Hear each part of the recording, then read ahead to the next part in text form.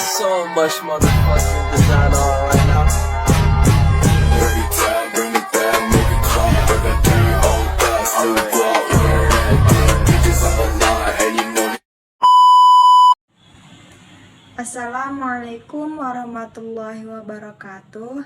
Yang terhormat kepada Ibu Dr. Herna Nelis MPD selaku dosen pengampu mata kuliah pengembangan kurikulum.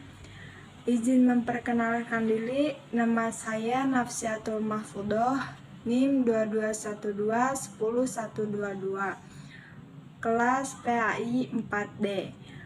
Saya di sini akan memaparkan materi mengenai pengembangan komponen isi materi dalam bahan ajar. Pengertian pengembangan komponen isi materi dalam bahan ajar. Komponen-komponen pengembangan kurikulum dapat diartikan sebagai suatu gagasan, suatu asumsi atau prinsip yang menjadi sandaran atau titik tolak dalam mengembangkan kurikulum. Komponen-komponen pokok dalam mengembangkan kurikulum adalah komponen tujuan, komponen isi atau materi pelajaran, komponen metode atau strategi, dan komponen evaluasi. Selanjutnya, pembagian komponen. Pertama, komponen tujuan, yaitu komponen yang mempunyai asumsi-asumsi tentang tujuan pendidikan nasional, tujuan institusional, tujuan kurikuler, tujuan instruksional, atau tujuan pembelajaran yang menjadi komponen utama dalam mengembangkan kurikulum. Asumsi-asumsi komponen tujuan tersebut berimplikasi pada perumusan, arahan, atau hasil yang diharapkan. Yang kedua, komponen isi atau materi pelajaran, yaitu asumsi-asumsi yang berhubungan dengan pengalaman belajar yang harus dimiliki oleh siswa. Yang ketiga, komponen metode atau strategi, yaitu asumsi-asumsi yang berhubungan dengan implementasi kurikulum. Selanjutnya, komponen evaluasi, yaitu asumsi-asumsi untuk melihat efektivitas pencapaian dan tujuan. Selanjutnya ada jenis-jenis bahan ajar. Di antara jenis-jenis bahan ajar dibedakan atas beberapa kriteria atau pengelompokan. Menurut Kusnandar, jenis bahan ajar berdasarkan subjeknya terdiri dari 2 jenis. Yang pertama, A. Bahan ajar yang sengaja dirancang untuk belajar, seperti buku, handout, LKS, dan modul. Yang kedua adalah bahan ajar yang tidak dirancang, namun dapat dimanfaatkan untuk belajar, misalnya clipping, koran, film, iklan, atau berita. Kusnandar juga menyatakan bahwa jika ditinjau dari fungsinya, maka bahan ajar yang dirancang terdiri atas 3 kelompok, yaitu bahan ajar presentasi, bahan referensi, dan bahan belajar mandiri berdasarkan teknologi yang digunakan Direktorat Pembina Sekolah Menengah Atas. Mengelompokkan bahan ajar menjadi 4 kategori. Selanjutnya adalah kategori bahan ajar. Pertama, bahan ajar cetak atau printer, antara lain handout, buku, modul, lembar kegiatan siswa, brosur, leaflet, wall chat, foto atau gambar, dan model maket. Yang kedua, bahan ajar dengan audio, antara lain kaset, radio, piring hitam, dan compact disc audio. 3. Bahan ajar pandang dengar, yaitu audiovisual seperti video compact disc, dan film. Yang keempat, bahan ajar multimedia atau interactive teaching material seperti CAA, Computer Assisted Instruction, compact disc, CD, multimedia, pembelajaran interaktif, dan bahan ajar berbasis web atau web-based learning material. Adapun beberapa menurut para ahli, yaitu pertama Mulyasa, yaitu menambahkan bahwa bentuk bahan ajar atau materi pembelajaran antara lain adalah bahan cetak atau handout, buku, modul, LKS, brosur, dan leaflet. Audio yang berupa radio, kaset, CD atau audio. Visual, foto atau gambar. Audiovisual seperti video atau film atau VCD, dan multimedia seperti CD dan interaktif. Adapun menurut Rudi Susilana mengungkapkan bahwa buku teks adalah buku tentang suatu bidang studi atau ilmu tertentu yang disusun untuk memudahkan para guru dan siswa dalam upaya mencapai tujuan pembelajaran. Selanjutnya, kedalaman dan keluasan materi. Materi pembelajaran hendaknya relevan dengan pencapaian standar, kompetensi, dan pencapaian kompetensi dasar.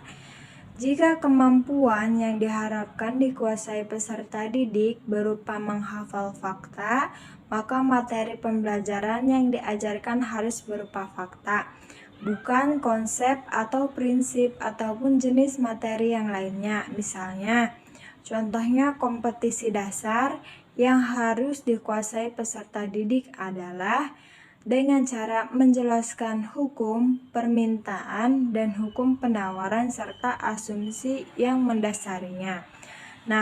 Maka pemilihan materi pembelajaran yang disampaikan seharusnya referensi tentang hukum permintaan dan penawaran, bukan penggambar kurva permintaan dan penawaran dari satu daftar transaksi atau materi prosedur. Selanjutnya adalah pendekatan dalam bahan ajar. Terdapat beberapa pendekatan yang dapat dilakukan untuk bahan ajar, yaitu pendekatan tersebut meliputi pendekatan kronologis, pendekatan kausal, pendekatan struktural, pendekatan logis dan psikologis, pendekatan spiral, dan pendekatan hierarkis. Pertama yaitu pendekatan kronologis, yaitu pendekatan untuk mencapai tujuan pembelajaran yang diperlakukan materi pembelajaran. Materi pembelajaran tersebut disusun dalam pokok-pokok bahasan dan sub-sub pokok bahasan yang mengandung ide-ide pokok sesuai dengan kompetisi dan tujuan pembahasan. Pokok-pokok tersebut dan sub-sub pokok pembahasan tersebut harus jelas skop dan sekuensinya. Yang kedua yaitu pendekatan kausal. Menurut Chaudhry, sekuens kausal berhubungan dengan sekuens kronologis peserta didik yang dihadapkan pada peristiwa-peristiwa atau situasi yang menjadi sebab atau pendahuluan daripada sesuatu peristiwa atau situasi lain. Dengan mempelajari sesuatu yang menjadi sebab atau pendahulu, para peserta didik akan menemukan akibatnya. Yang ketiga yaitu pendekatan struktural, yaitu menurut Chaudhry dalam Mulyasa, bahwa bagian-bagian bahan ajar suatu bidang studi telah mempunyai struktur tertentu. Nah, penyusunan sekuens bahan ajar bidang studi tersebut perlu disesuaikan dengan strukturnya. Yang keempat yaitu pendekatan logis dan psikologis. Nah, materi bahan ajar dapat disusun berdasarkan pendekatan logis. Maksud dari pendekatan logis ialah pertama, bahwa materi ajar yang disusun cukup logis bagi peserta didik yang menerima pesan dalam bahan ajar tersebut. 5. Yaitu pendekatan spiral, yaitu pendekatan ini dikembangkan oleh Burner. Bahan ajar dipusatkan pada topik atau pokok bahasan tertentu. Nah, dari topik atau pokok bahasan tersebut diperluas dan diperdalam.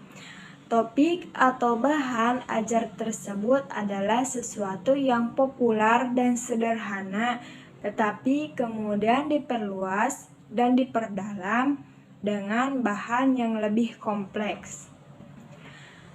Yang terakhir yaitu pendekatan hierarkis. Nah, pendekatan hierarkis ini dikembangkan oleh Robert Gagne, itu dengan prosedur sebagai tujuan-tujuan khusus pembelajaran dianalisis, kemudian dicari suatu hierarki urutan bahan ajar untuk mencapai tujuan-tujuan tersebut.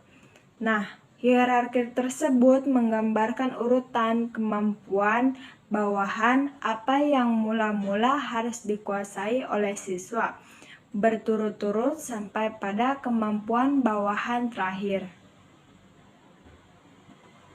Selanjutnya adalah langkah-langkah dalam menentukan bahan ajar. Nah, langkah pertama yaitu melakukan analisis kebutuhan bahan ajar. Langkah pertama pembuatan bahan ajar adalah melakukan analisis kebutuhan bahan ajar. Keseluruhan proses tersebut menjadi bagian integral dari suatu proses langkah-langkah pembuatan bahan ajar yang tidak bisa kita pisahkan. Nah, tahap pertama ialah menganalisis kurikulum. Tahap pertama ini ditunjukkan untuk menentukan kompetensi-kompetensi yang memerlukan bahan ajar. Dengan demikian, bahan ajar yang kita buat benar-benar diharapkan dapat menjadikan peserta didik menguasai segala kompetensi yang ditentukan. Tahap kedua yaitu memilih dan menentukan bahan ajar. Tahap kedua dalam menulis dan bentuk bahan ajar berdasarkan analisis kurikulum dan analisis sumber bahan. Langkah kedua yaitu menyusun peta bahan ajar. Setelah proses analisis kebutuhan bahan ajar selesai, kita laksanakan selanjutnya dalam pembuatan dan penyusunan bahan ajar. Kita akan mengetahui jumlah bahan ajar mesti kita siapkan dalam satu semester tertentu. Menyusun peta kebutuhan bahan ajar. Hal ini penting kita lakukan mengingat peta bahan ajar mempunyai banyak kegunaan. Menurut Dignas, paling tidak ada tiga kegunaan penyusunan peta kebutuhan bahan ajar. Pertama, dapat mengetahui jumlah bahan ajar yang harus ditulis. Kedua, dapat mengetahui sekuensi atau urutan bahan ajar atau urutan bahan ajar ini sangat diperlukan dalam menentukan prioritas penulisan. Yang terakhir, dapat menentukan sifat bahan ajar. Langkah ketiga yaitu membuat struktur bahan ajar. Nah, langkah ketiga dalam pembuatan bahan ajar adalah membuat struktur bahan ajar. Bahan ajar terdiri dari atas susunan bagian-bagian yang kemudian dipadukan sehingga menjadi sebuah bangunan utuh yang layak disebut sebagai bahan ajar. Susunan atau bangunan bahan ajar inilah yang dimaksud dengan struktur bahan ajar. Sebagaimana telah disebutkan sebelumnya bahwa masing-masing bentuk bahan ajar memiliki struktur berbeda. Oleh karena itu, kita perlu memahami dan mengetahui masing-masing bentuk dan bahan ajar tersebut agar kita membuat berbagai bahan ajar yang baik. Namun dari bineka ragam struktur bahan ajar yang ada, secara umum ada 7 komponen dalam setiap bahan ajar. Mungkin hanya itu yang dapat saya sampaikan, kurang lebihnya mohon maaf. Pamit undur diri. Wassalamualaikum warahmatullahi wabarakatuh.